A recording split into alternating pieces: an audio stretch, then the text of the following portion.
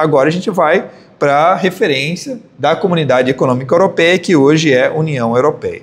Então, o Tratado de Maastricht estabeleceu a União Europeia, bloco econômico e político, com o objetivo de aprofundar a integração entre os países membros. Estabeleceu critérios fiscais para a participação na União Europeia e na zona do euro, como limites para a dívida pública e o déficit fiscal. Sempre tem que lembrar que, em regra, todo e qualquer país vai estar negativo nas suas contas. Só que o problema não é ficar negativo, o problema é não ter controle da dívida. Você tendo uma sustentabilidade dessa dívida, tudo em ordem, tá bom? Por isso que ele coloca limites para a dívida pública e o déficit fiscal. O que é dívida pública? Quando eu estou em déficit, o que eu vou fazer? Eu vou criar recursos. Lembra lá da atividade financeira do Estado? São 4 verbos: obter, criar, despender, gerir, tá bom? Então, o criar é a dívida pública, tá bom? A LRF, por sua vez, busca estabelecer critérios semelhantes para a gestão fiscal no Brasil, visando a sustentabilidade das contas públicas e a estabilidade econômica. Responsabilidade fiscal, é isso. Ambos os instrumentos buscam promover a disciplina fiscal e a transparência na gestão dos recursos públicos. Perfeito, é basicamente o que a gente está visualizando. Transparência, responsabilidade, é tudo a accountability, tá bom? Principais características do Tratado de Maastricht. Definição de critérios para a verificação da sustentação financeira de cada governo, como em uma confederação. Lembra que a gente visualizou que na Constituição, lá no artigo 163, foi incluído o inciso 8º, falando a respeito da sustentabilidade da dívida? É o que ele está falando aqui, ó. Definição de critérios para a verificação da sustentação financeira de cada governo. 2. Estados-membros conduzem suas políticas com relativa independência, convergindo para critérios acordados. Além disso, os Estados-membros devem evitar déficits excessivos. Então, como eles estão em uma confederação, cada país voluntariamente aceita se submeter a determinadas regras dessa confederação. E essas regras falam, ó, Estados-membros devem evitar déficits excessivos. Então, ou seja, os Estados-membros conduzem suas políticas com relativa independência. Por que relativa independência? Porque ele tem que obedecer à regra do limite de gasto, tá bom? 3. Comissão monitorará orçamento e estoque da dívida para identificar desvios. Há metas e punições. Então, a mesma coisa na LRF. Você tem uma meta a cumprir, você não atingiu, você vai sofrer uma punição. Qual que é a punição na LRF imediata? É não contratação de pessoal e não recebimento de transferência voluntária, tá bom?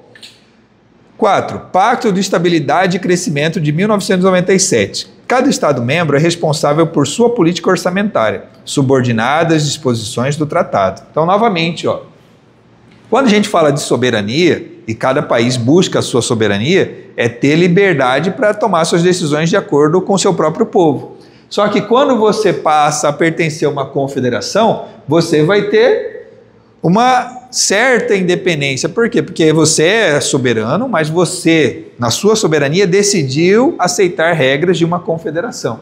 E aí, portanto, né, você tem que submeter essas regras. Então, por exemplo, há metas e punições. Perfeito? É igual o Brasil. O Brasil se submete ao Tribunal Penal Internacional, mas isso não significa que ele perdeu a sua soberania. Ele, o Brasil, decidiu se submeter ao Tribunal Penal Internacional, tá bom? Pacto de Estabilidade e Crescimento de 97, cada Estado-membro é responsável por sua política orçamentária. Então, aquilo que a gente estava conversando. Cada Estado-membro é responsável pela sua política orçamentária, subordinada às disposições do tratado e com relativa independência. Ele tem relativa independência porque ele tem que se submeter às disposições do tratado, tá bom? Ok? Então essas são as referências relacionadas à União Europeia que foram utilizadas na confecção da LRF. E aí, para finalizar, a gente tem as referências dos Estados Unidos, que é o Budget Enforcement Act, que diz o seguinte, ó, principais características. Contempla apenas o governo federal.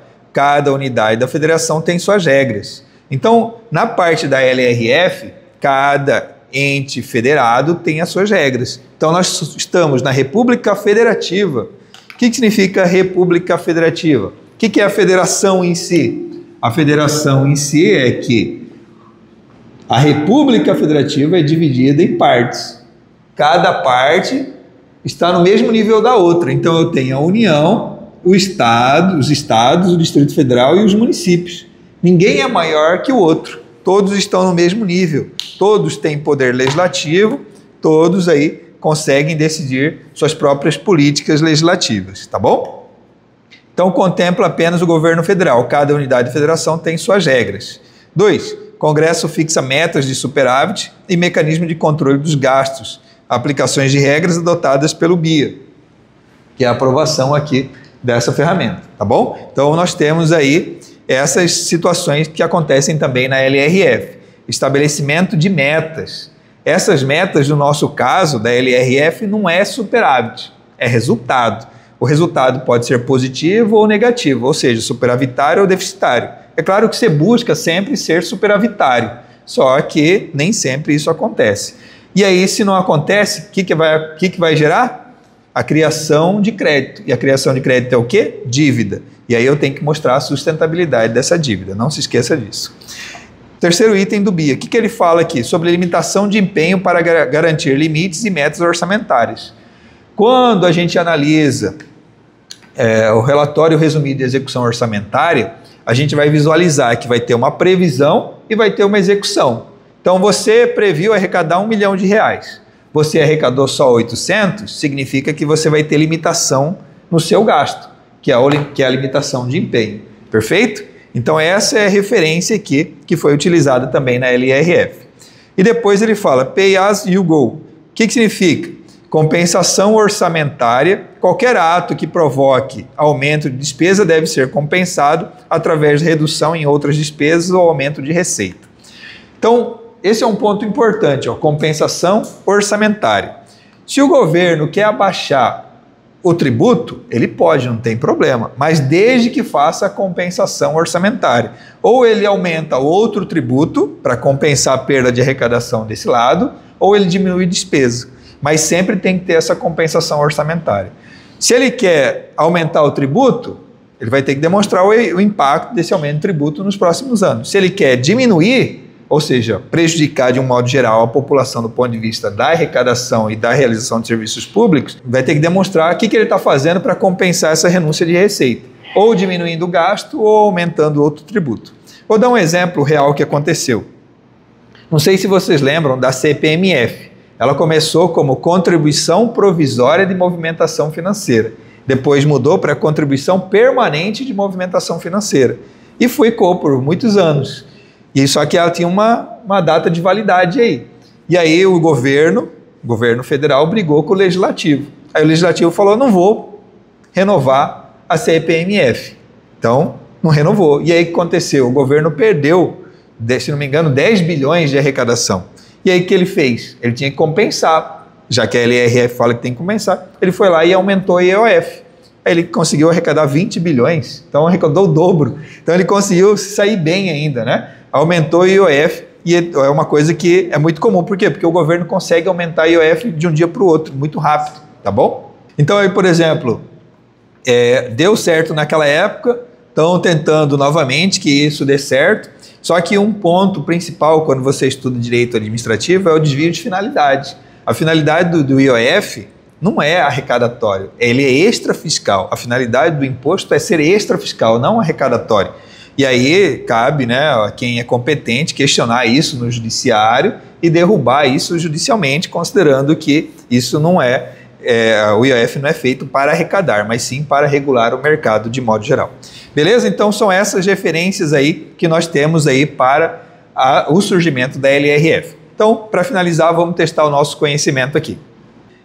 Com base no disposto na LRF, julgue o item a seguir. Os Estados Unidos da América, a Nova Zelândia e a Comunidade Econômica Europeia foram os precursores no controle das contas públicas e, juntamente com o FMI, que elaborou diretrizes para a racionalização das contas públicas dos países membros, serviram de referência para a elaboração da LRF.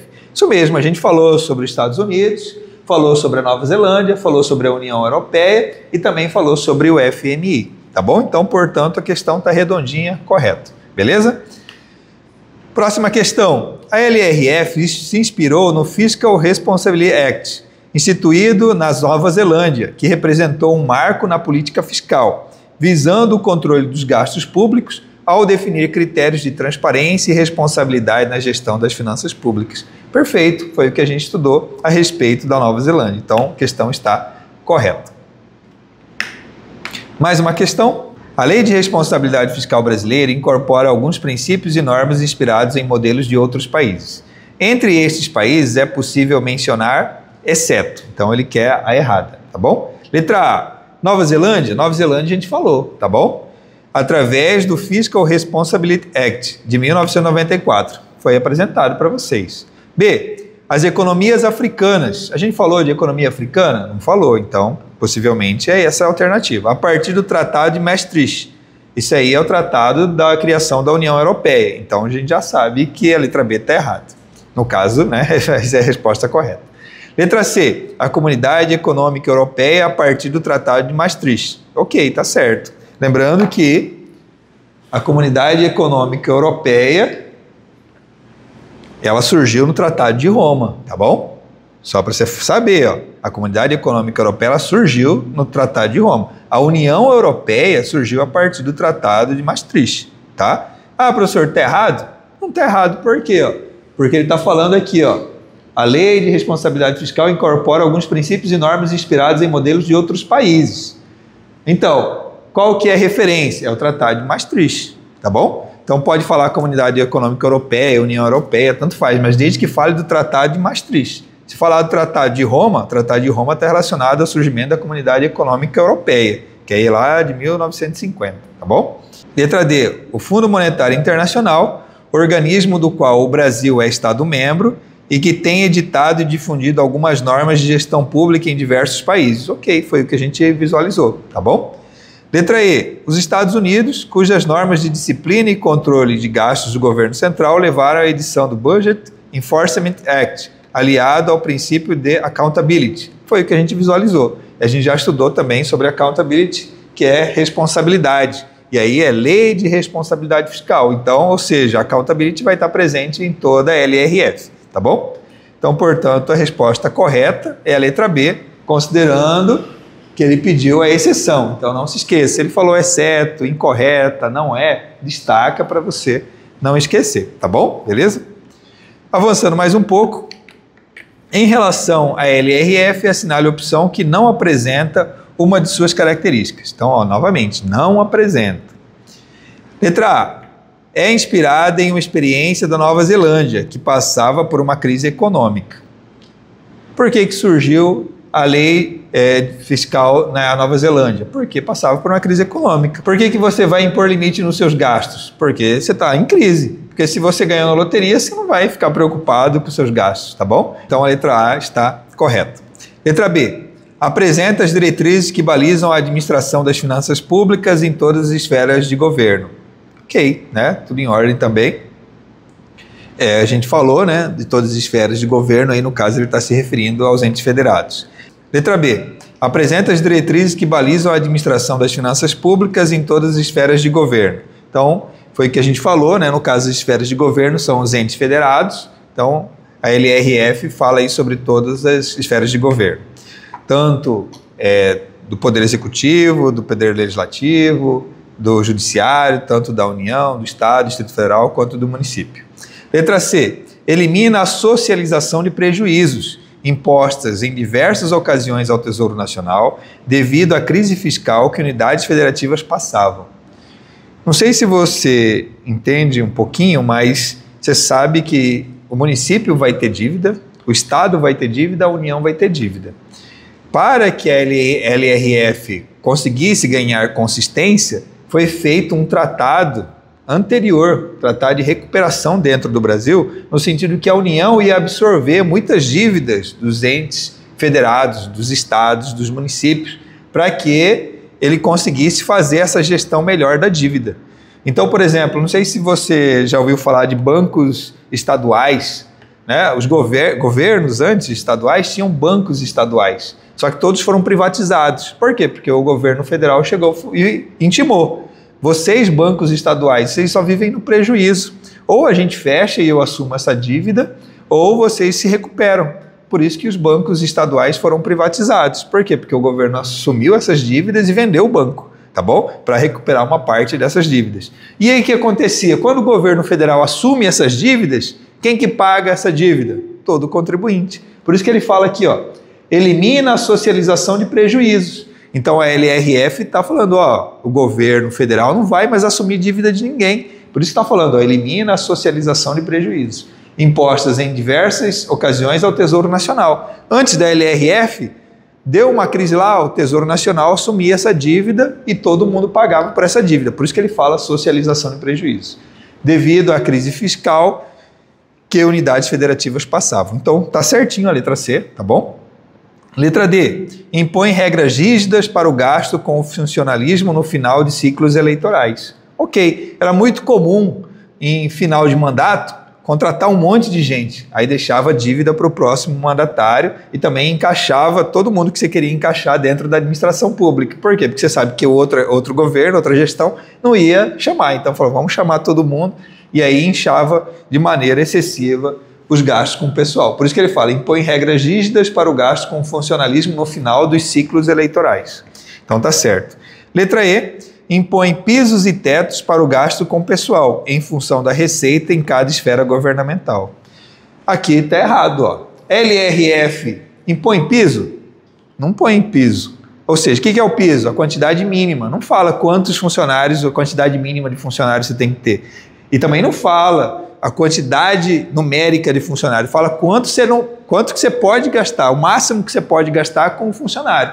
Então, ó, impõe tetos para o gasto com o pessoal, certo? Então a LRF impõe tetos, não pisos e tetos, tá bom? Então muito cuidado aí. Piso é o mínimo e teto é o máximo. Isso é LRF impõe, que é o teto. Então impõe tetos para o gasto com o pessoal. Esse seria o correto. Só que aqui está escrito impõe pisos e tetos para o gasto com o pessoal, em função da receita em cada esfera governamental.